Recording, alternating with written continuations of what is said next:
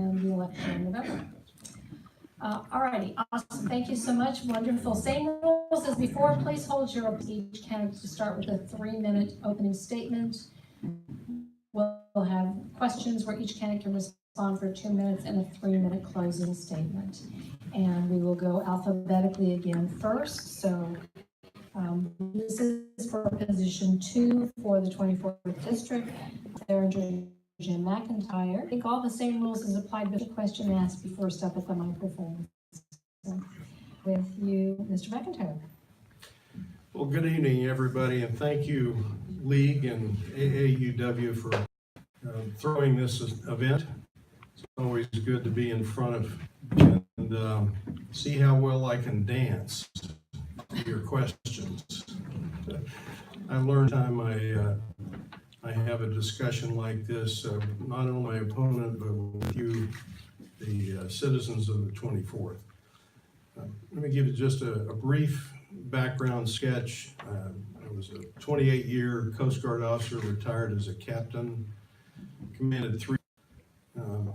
I was stationed in D.C. when I retired from the military and stayed there another 6 years as a senior civilian, senior executive service in the Department of Homeland Security in 2006. And wanted to get away as far as Mary and I both. She's a social worker. She left the 30 years of work that she did. I would not have been able to do that job for more than about 6 months, I don't think. But anyway, we almost made it to Forks. We settled in Sequim. I have 8 years combined experience as a locally elected official, 1 term as or 2/3 of the term actually as a port commissioner, and then a term as a county commissioner for Clallam County next door to us. 10% of our school children overall in the 2.5 counties that encompass the 24th legislative district come from families that are poor enough to qualify for free and reduced meals at school. You got to be not well off to have your child qualify for subsidized meals at school. And the second one, if you look at the Employment Security Department statistics from 2010 until their latest report last month, overall throughout the district, there are some 2,200 fewer people drawing a paycheck, not a salary, but a wage, a paycheck. So our economy is really at a place where we need to pay serious attention to it. My time is up. I will very much look forward to your questions. Representative Tharinger. Well, good evening, everybody. It's great to be here and thank the League and the Association of Women for putting the University of Women for putting this on. It's good. Great to have about 40 people out on a Tuesday night to hear a couple of Wing Bay politicians talk. But so I am Steve Tharinger. I am your state representative. I'm running for my 5th term. I've lived on the peninsula. When I first came out here, I had a manufacturing business. Actually, my manufacturing business is something. I had learned how to steam bend wood and putting on boat frames and boat planks. And we turned that concept into making pot racks for kitchens. And so we had a manufacturing business. It's called Dungeness Woodworks, gourmet wooden product for the gourmet kitchen. And so I did that during the 80s and then got involved actually with the Planning Commission in Clallam County and later became a county commissioner and served 3 terms there. And then now the last 8 years have been in the legislature. So 40 years of living on the peninsula, working on the peninsula, hiking on the peninsula, and being in public service on the peninsula has given me a sense of what a great place this is, and working to maintain it as a great place to live, work, and raise our families and retire, as a lot of us are doing. So as your legislator, over the last 8 years, I've built relationships both within our caucus and across the aisle in the House and across the rotunda with the Senate, and have a lot of experience working with the bureaucracy. That experience, the position I'm in as capital budget chair, and sitting on the Appropriations Committee and the Health and Wellness Committee, I think positions me well to deal with the issues we face here on the North Peninsula. Healthcare is a huge issue, as you know. Yesterday, I was just up at Jefferson Healthcare, and we were acknowledging the fact that they're gonna have a dental clinic for East Jefferson, and I was able to get, first, work on the policies that allowed them to have that clinic, and then secondly, get them $1 million to help build that clinic. And that has huge, as folks know about healthcare, dental care can really lead to a lot of challenges. It's really an underserved healthcare need, so I was really happy to be in a position to be able to do that. When we talk about jobs in the healthcare area, Mike and I work with Peninsula College, Jefferson Healthcare, Olympic Medical Center to expand the cohort up at Olympic Peninsula for training for medical professionals. Thank you. Questions from the audience?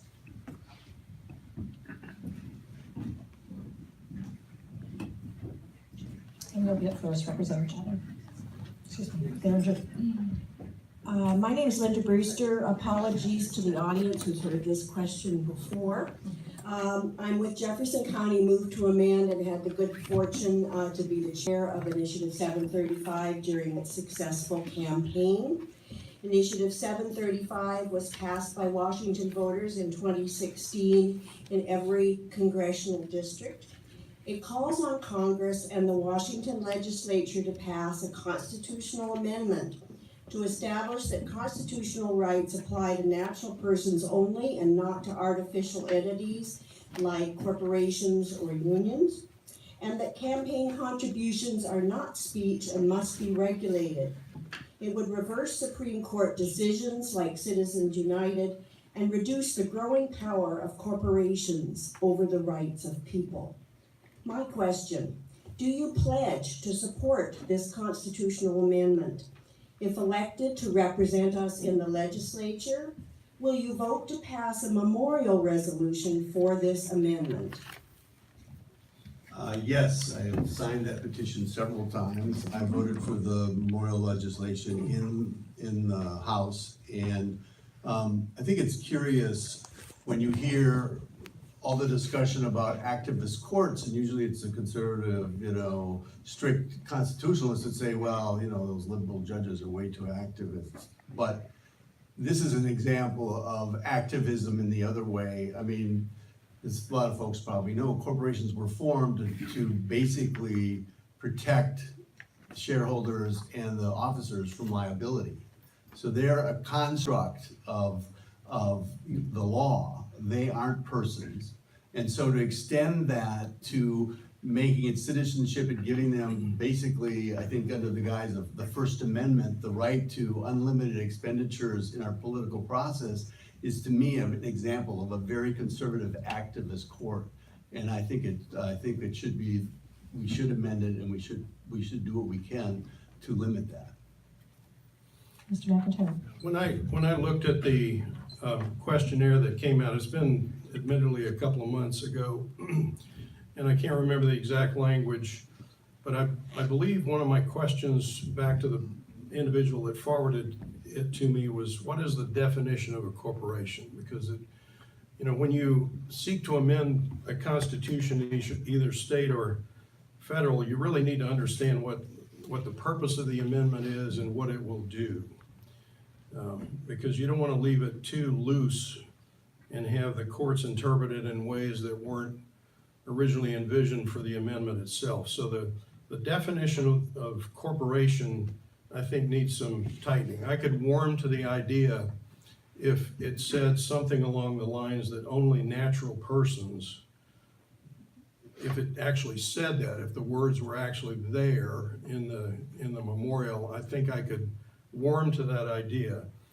I would have to think carefully about how that either impacts or collides with the clear language in the First Amendment to the National Constitution that empowers people to join together and assemble peaceably to petition their government for redress. So it is contemplated in our Constitution as it exists right now that not only individuals have the right to free speech, but individuals in combination, whatever that definition is, have the right to petition as a group their government. So I would want to be very careful, pardon me, very careful with the language of the amendment so that we understand clearly what it is and is not.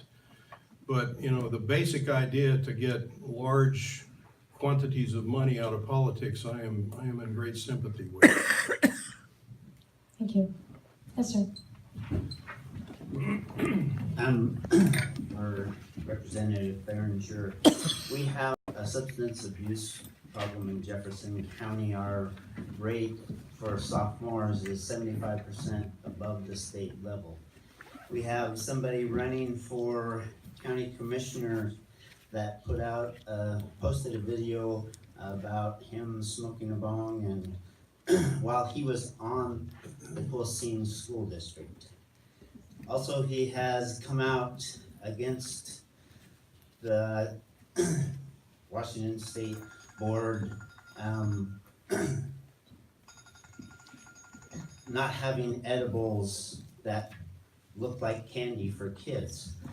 My question is, he will be on the Jefferson County Board of Health, which has a youth marijuana prevention program. It is obvious this candidate's bias in favor of marijuana use and poor judgment while on the school board will not help our youth prevention program.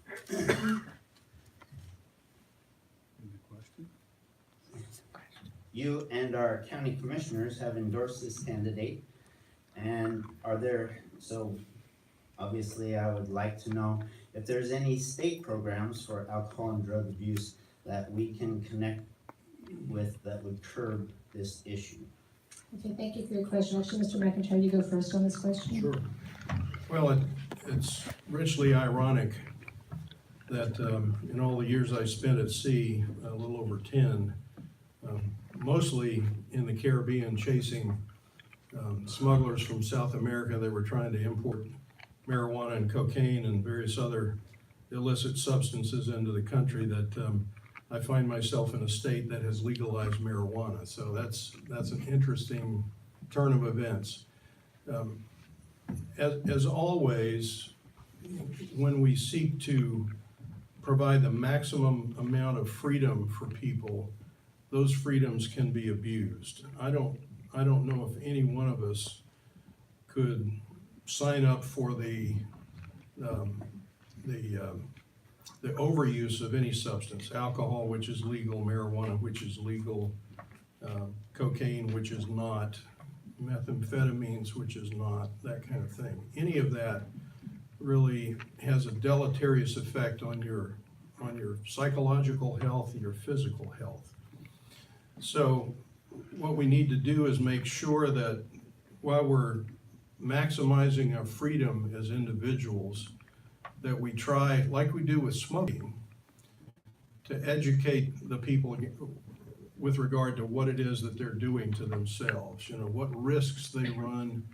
If it's bad to bring cigarette smoke or pipe smoke into your lungs, it's also bad to bring a marijuana cigarette smoke into your lungs. You know, there are bad effects of both.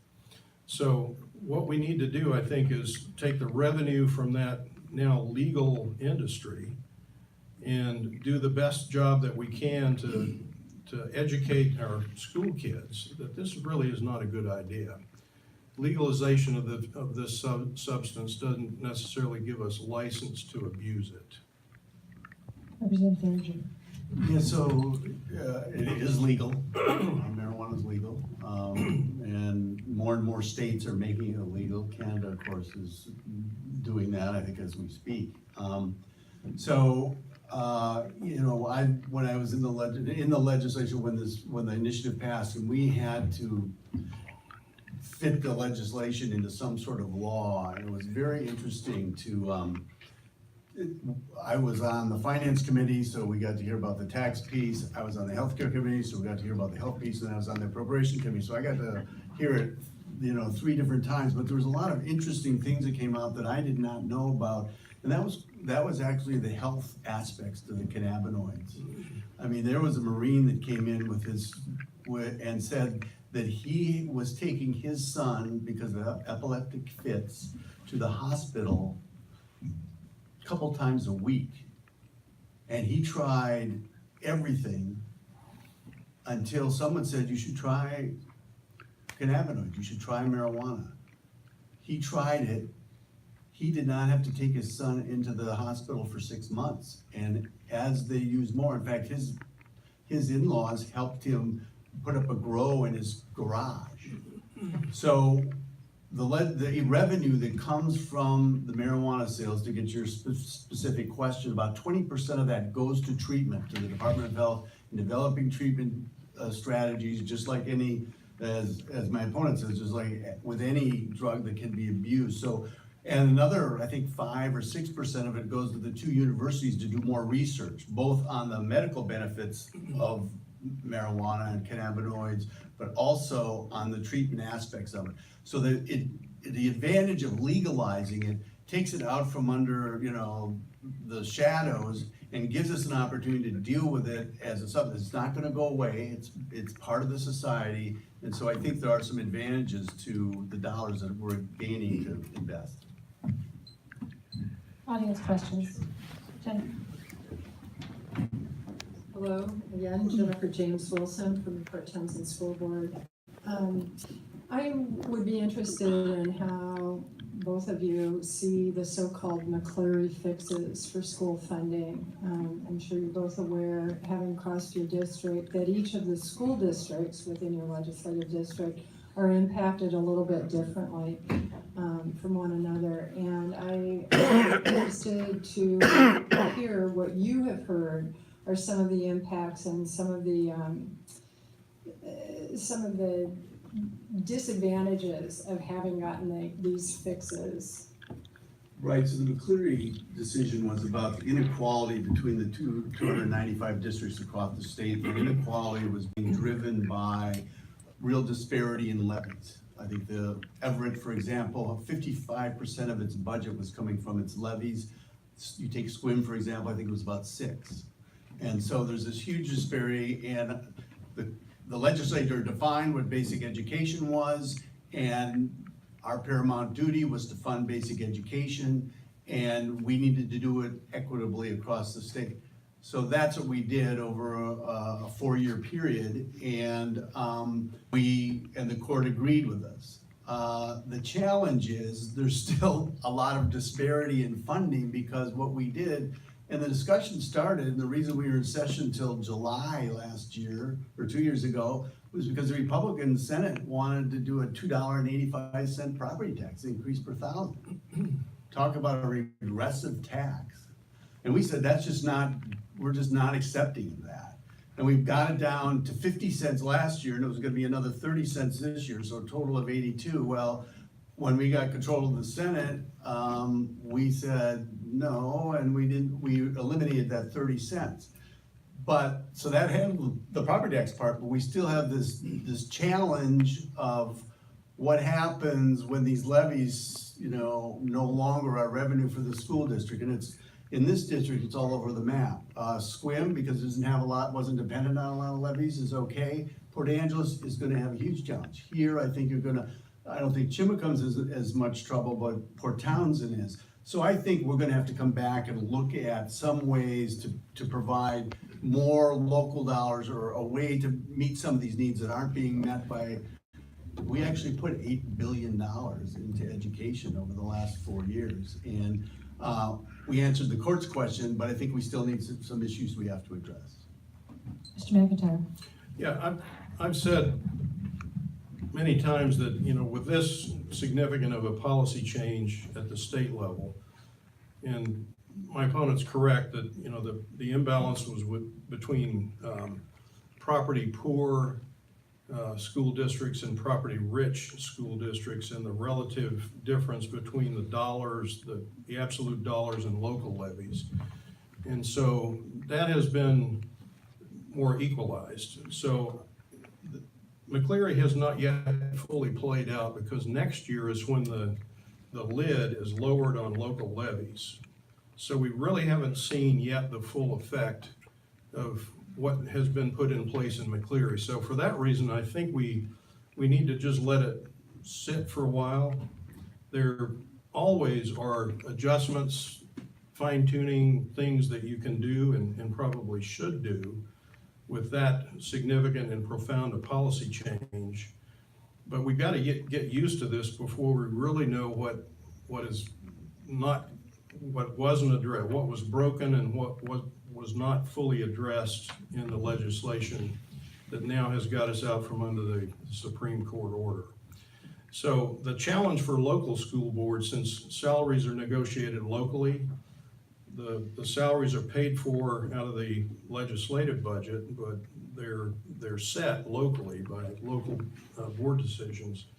The challenge now is for local school boards to sharpen their pencil and make sure that they're not going to reach a cliff at the end that then the legislature is going to have to address. I just don't think it's appropriate for local elected bodies to act in ways that the legislature is going to have to write a check for. We need to address this. We need to make sure that we're doing things that are not going to cause a problem that's going to require yet another infusion of state money in the near future. Next question, please. My name's John Hamilton. I have another question on schools. My question goes to the issue of guns and violence in the schools. I've been quite active locally with the students, both Port Townsend and Chimacum, regarding their activities against gun violence in the schools, especially since last March and February when they had that demonstration and stuff. I've heard legislative things about putting resource officers in who carry guns in the schools. I don't like more guns in the schools. I think they're a real mistake. These words about let's arm the teachers, I think that's another big mistake. The more guns available, the more opportunity to have an accident, if nothing else. I am real concerned, and unfortunately I've been following statistics, and we've had a rather long lull in school violence and deaths. And it worries me of what's going to come next. Hopefully we won't see anything, and that's my goal. But teachers go to school to teach, students go to school to learn, and what is the state, from your perspective, what do they need to do to help not only fund the school systems, but help protect those children in the school? Because they're our precious commodities. My children are grown up, but I have grandchildren, and I worry all the time, because they're all over the country, where's going to happen next? And I don't want to hear about it in my community where one of my grandchildren or somebody else who I know has children. So it is an important subject. What do you people think on that? Thank you. Okay. Well, I've got 7 grandchildren distributed in Mount Pleasant, South Carolina, and Yakima, Washington. So I'm equally as concerned with their safety. School districts are all different. The ones that are in rural areas versus urban areas might have different ways of addressing school security. It depends on the neighborhood where the school is. There's a lot of moving parts to it, but there are 2 things I think that the legislature could address early next session are physical hardening of the campus itself. There are things that can be done to provide adequate entry controls and visitor management and that kind of thing, if that's an issue for the local school district. But funding school resource officers or people that are trained in security, they're either retired law enforcement or retired military or what have you, I think is part of the answer. The real issue here is behavior. I think mental health throughout, as a broad subject, is something that's gonna be very early front and center in front of the legislature next year, as it should be. We have a mental health system in our state that's just really not functioning as well as it should, and that includes school kids from families that are unable to care for them, unable to manage their behavior and that kind of thing. So it's a behavioral issue. We need local flexibility. The school districts, the school boards are responsible for the security of their students. So the state is in a supportive role, I think. So I would like to hear from all of the school directors what their views are in terms of their needs that the legislature could address. John, I agree with you. I don't think more guns on school campuses are the answer. In talking with Mike Chapman, who was a retired police officer, and you talk to him about showing up at scenes of domestic violence or other calls where, their first concern, is there a gun there? And guns lead to more gun violence. And it's counterintuitive. It just doesn't make sense to think you're gonna make schools safer by bringing more guns to school. I think looking at gun violence as a public health issue is very helpful. And certainly we need to look at, Washington is, I think, 48th in states funding for mental health. But I think that if you look at guns as a vector of disease or death, which they are, and look at ways to manage them as a vector, a public health disease, and you look at the initiative, and that's why I support 1639, is because, warnings on guns, just like on a pack of tobaccos, pack of cigarettes, right? And safety locks. So just take safety locks. A lot of the incidences where that kid, kind of goes off and accesses the guns out of his parents' home because they weren't locked or they weren't safely put away, then the incident happens. So if there's a delay and if there's a safety measure of gun locks, warning, better training, 21 years of age to buy an assault weapon. Those responsible gun owners, when you talk to them about it, they're fully supportive of those types of public health issues and a way to manage gun violence. And I think that's the way to go. Go ahead, Em. Good evening, it's me, Jane. Initiative 1631 puts a fee on large corporate polluters like big oil companies and makes clean energy such as solar and energy efficiency more affordable, and also invests to protect our air, water, and forests. Are you supportive of it, and would you endorse Initiative 1631? I'm supportive of a policy that deals with carbon and fossil fuel. I am not convinced that the initiative is the best policy. We have been working on this issue in the legislature. Representative Joe Fitzgibbon, who I think he came to the legislature with me 8 years ago. I think he was like 35, so he was maybe 40. Very concerned about this issue, very smart on this issue, and has a very, I think, sophisticated bill on this policy. What I'm concerned about with the initiative is that it creates a couple of layers of committees to manage the whole process. It puts dollars, it sort of aligns dollars in different buckets that I'm not convinced are directly dealing with the issue. So I think we definitely have to do something about carbon. It's very obvious that it's real. The science is very solid. Folks that deny climate change seem to me to be in a different universe.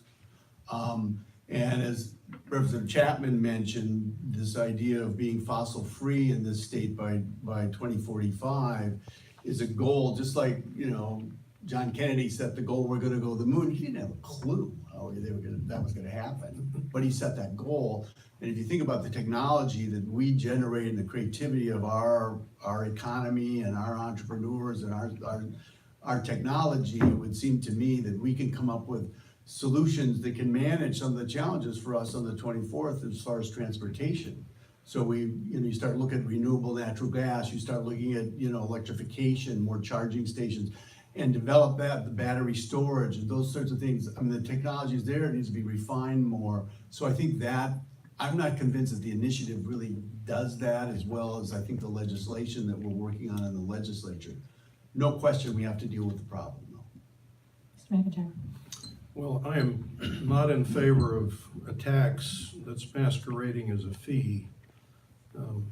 As always with initiatives, you have to ask the question, cui bono, who benefits? Who wrote it, who pays the fee or the tax, who gets the proceeds from the fee or the tax? And I'm not sure that initiatives that actually cause money to be spent are even constitutional, given the fact that the Constitution says no money shall be appropriated or spent without a legislative appropriation. The legislature is the body exclusively in our state constitution that causes money to be spent. And so the spending mechanism in this initiative is kind of odd, but more fundamentally, we are putting yet another financial burden on working families. You heard me talk about the economy, give you a couple of statistics. Everything that we buy in our stores gets shipped in by a truck. There's nothing that comes in that I know of by rail here on the 24th. The rail that goes through Aberdeen and Hoquiam basically terminates at the port, and everything that goes via rail down there is for export. So that's one point. The next point is fuel costs are going to rise by 14, 15 cents a gallon. That's a direct hit to working families' budgets. I just don't think working families in our district and citizens that are seniors that are on fixed incomes really need to find yet more room in their family budget to afford that. Now, should we have a carbon policy? Of course, but it needs to be rational. Thank you, Chancellor. Jackie, did you have a question? I want to go back to mental health. I have a family friend that is in serious trouble, and there's just not enough help, practically zero help. And no halfway houses, the state hospital's a total wreck. It's a police problem, it's a homeless problem. What are your ideas to solve this problem? Mr. McIntire, you first. Okay. My wife was a psychiatric social worker. Her career started in one of the large state mental institutions in Maryland, right before the deinstitutionalization movement.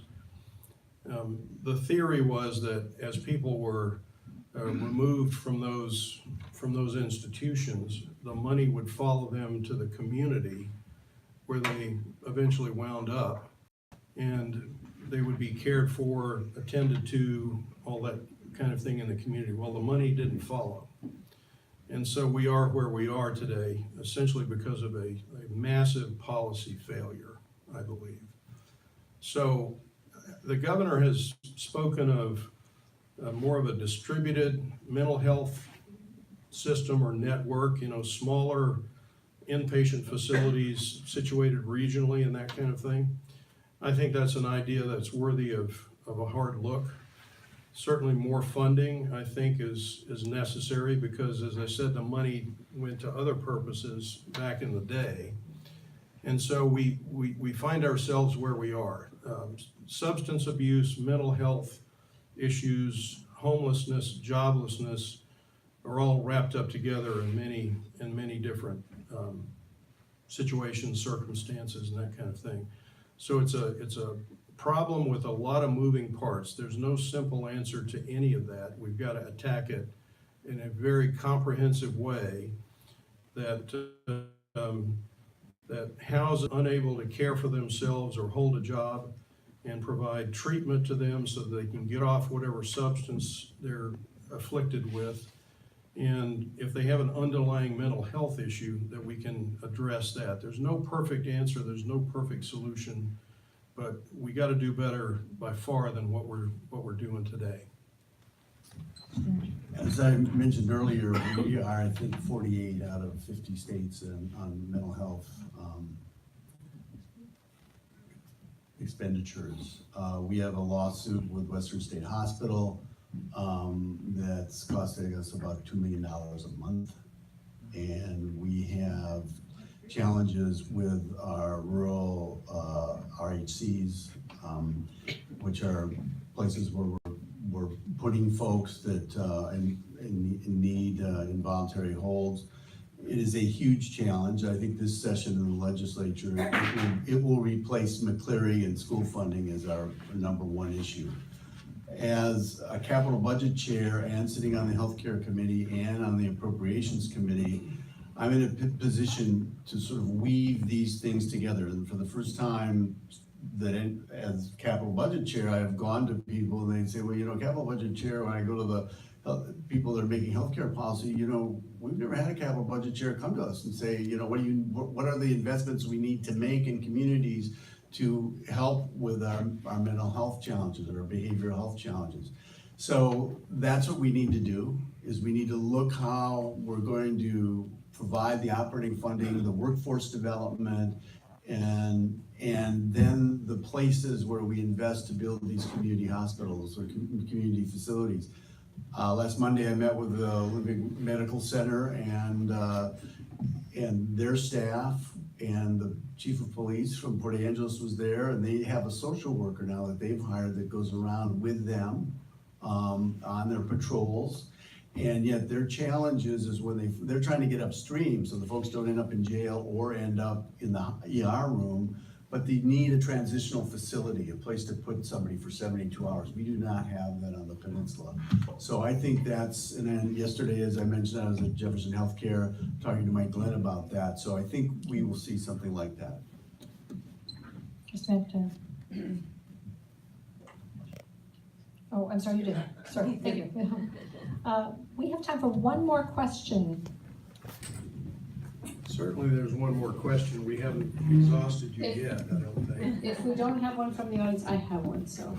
Okay. Hi, my name is Sherry Cook, and I believe that the question that was asked earlier wasn't quite answered in the way we were expecting, because it was more generalized, and the question that was asked was about Greg Brotherton running for county commissioner with a website that has cartoon character things on it and things that entice children, and even though it says, please do not look at this unless you're 21, it still is available to the younger kids.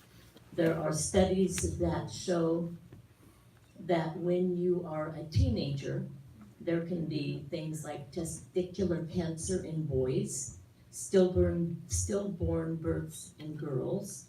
And so our concern is to keep these drugs out of the hands of children. And he has stated that he thinks that's a terrible thing to take away the candies and the edibles that would entice children. And so our question is, knowing that, do you still? That's just not an appropriate question. I'm not Greg Brotherton. I'm not gonna speak to what his policy is or what he's saying. And I think you will find, actually today, the Cannabis and Liquor Control Board, who was going to ban those things as of the end of last week, decided today not to do that. They're gonna go out and have a more of a stakeholder public process to see what the impacts are.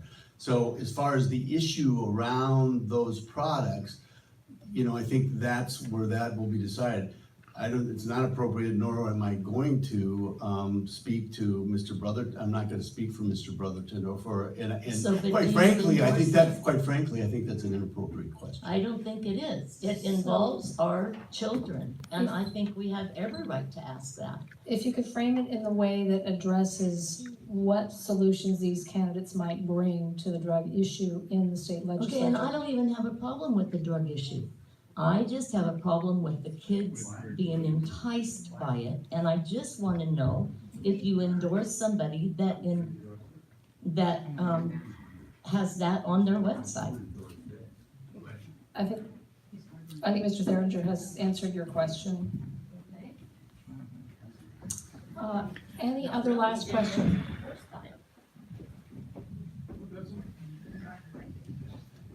Again, if it's a succinct question that both candidates can Yeah, address. I'd like to return briefly to the climate change issue. We've been told that we have 12 years to turn our economy around from based on fossil fuels to based on sustainable energy. And both of you have said that you do not support the initiative that we have before us on this, in this election. So what do you propose? How do you propose to get us off of fossil fuels? How do we get ourselves out of our cars? How do we get ourselves out of, I know that, yeah, we're using power from the Columbia River, but there's also costs to that. We're losing our salmon. So we need to be thinking about sustainable energy, and I would like to know what the legislature is doing to get us toward really changing our system away from the system that we're on. Mr. Tharinger, I think it's your first question. I think I answered the last one. We can go back and forth, yeah, so I think this is yours. Okay, so 40% of Washington's carbon footprint is transportation because we have so much hydropower. So that's really where we need to focus, as I mentioned in my comments earlier, transitioning to electrification of our transportation system, transferring to renewable natural gas, and focusing on those sorts of things. So we have, some folks may know, the part of the Volkswagen settlement, the state gets $120 million over about a 10-year period. And about 20 of that is gonna go to charging stations and transportation electrification. So I'm in a position, because it does have, the capital budget talks about that, is getting some of that investment out here so that we can have, it's easier for us to then transition to that electrical car, electrical vehicle, or electrical logistics for trucks and things like that in our transportation system. So I think that's kind of those sorts of targeted investments that really go to addressing the issue, in my view, is a better way to approach it than setting up two separate committees and having 50% of the money go here and 30% of the money go there. I'm a little bit of an outlier, I know, around this initiative, but I, as a legislator, commit to you that, I think our work is to pass legislation that really addresses the issue, and there are some really good bills that are in the legislature right now, and I will work to get that passed before we leave town in June. And I just think it's a very complex issue, and I think it's just better done by the legislative process than by an initiative process. But I do not hesitate at all from realizing that we must do something. McIntire? Well, the general policy approach, and I haven't had the opportunity to read in detail the latest IPCC report. I've read the news articles and the headlines and so on. I'm a guy that has a science background. My undergraduate work many decades ago was in oceanography. So I do have faint memories of the scientific method and statistical validity and models and their limitations and that kind of thing. So I really prefer myself to do my own reading in depth. And I tend to look at the annexes to a report such as has just come out, to look at the limitations of the data and the limitations of the models. All the reports that I've read, and I've read them all, up to this latest one, the models have such a wide range of possibilities that it's very difficult if you're a policymaker who's deciding policy that affects people's lives and their budgets and how they live, to come up with good policy given such a wide range of potential outcomes. And so, you know, I look forward to having some time to read this latest one and see exactly how the models have tightened up and how they draw their conclusions about their opinion of the time frame left. So it is an issue that needs to be addressed, and I agree with my opponent that the legislature and the grinder of legislation is really the best vehicle to come up with policy, as imperfect as that may be. My preference, though, is to look at incentives and how you motivate behavior rather than penalize it. And I've already addressed the financial penalty to family budgets that we see in this initiative. Thank you. Mr. McIntire, we're ready for your last closing statement. 3 minutes, please. Well, thank you very much for being here. As always, I learn from you by listening and thinking and trying to come up with an intelligent response to your questions. Policy making is something that requires as much art as science. I have 46 years plus of service to my country. All of that time has been addressing problems, putting my problem-solving hat on, trying to find from the best information obtainable from scientists and social scientists and what have you, the best answers of today for addressing tomorrow's problems.